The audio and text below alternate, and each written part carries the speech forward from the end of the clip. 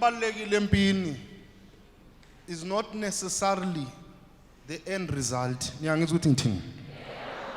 Mangithi is not necessarily. Angithi it is not necessarily the end result. Kusho ukuthi end result ibalulekile.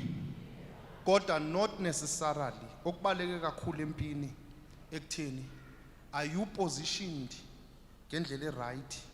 Ulwa right and uyanqoba yini? Because sometimes the end result yempi ingahambi according to your expectations ngaleso sikhathi. Ubomi it's all about time. Ubomi it's all about time. Uyakhona ukuthi emhlabeni ngalesi sikhathi kube nje kodwa next time kungabanje. Angabe yangizwa kahle? Inibalulekile empini. Uma usempini ifocus yakho is only end result. Ungagcina usuyiluza impi. Into ebalulekile empini kumele ubheke ukuthi ngesikhathi ulwa uposition right, ulwa kahle. Don't worry about the end result. Ngoba if ulwa kahle, i-end result uzawuphumelela. Uzophumelela. Angani yangizwa kahle? Uma usempini ungabhekanga ubheki end result, ubheke kuphela ukuthi egcineni kumele nqobe egcineni, uzoluza ifocus ungalwi right. Mungalwi right, of course at the end of the day ngeke uzuwine.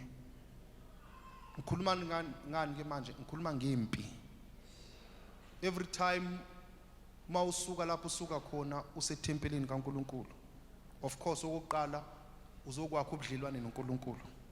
Okwesibili usempini. Usaphila emhlabeni, usaphefumula, usempini. Angami yangizwa kahle na? Kulempi yini into ebalekile? Iposition yakho. Uma ngise revelation ingaba ngikiposition right yini? Ibandle li right, uNkulunkulu ukhona, izipho zikhona, ithunywa zikhona. That means that you are positioned right.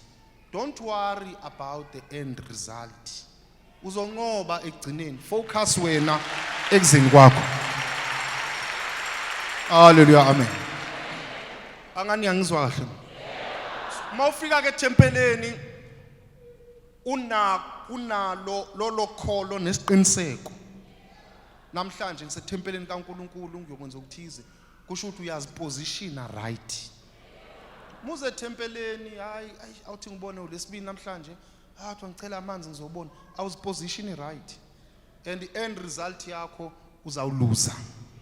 End result yakho angeke uzunqobe. I'm one person, you'll never see me panicking.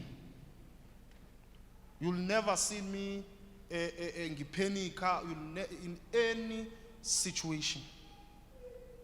In any situation, you'll never see me panicking. Ngeke uzungibone umprofeti Radebe kuthiwa yabona ke manje uyapanika.